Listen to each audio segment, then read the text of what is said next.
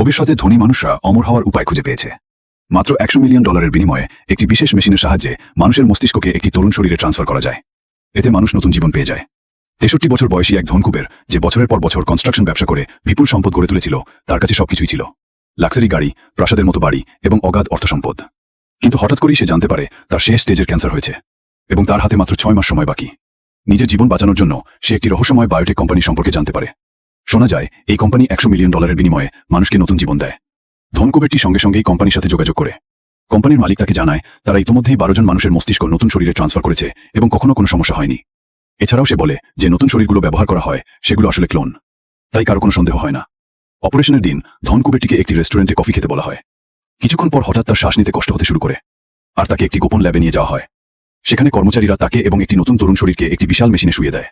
মেশিনে তীব্র আলো জ্বলে ওঠে, আর কয়েক মুহূর্তের মধ্যেই তার মস্তিষ্ক নতুন শরীরে ট্রান্সফার হয়ে যায়।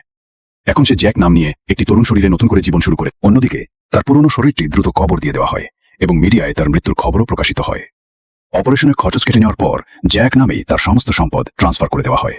তবে হাসপাতাল থেকে বের হওয়ার আগে তাকে 1 মাস ক্লিনিকে পর্যবেক্ষণে থাকতে হয়, যাতে সে নতুন শরীরের সাথে মানিয়ে নিতে পারে।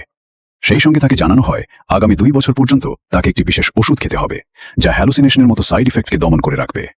পর্যবেক্ষণের সময় শেষ হতেই জ্যাক একটি বিলাসবহুল ভিলা এবং একটি স্পোর্টস কার কিনে ফেলে। নিজের তরুণ ও শক্তিশালী শরীর নিয়ে সে পুরোপুরি জীবন উপভোগ করতে শুরু করে।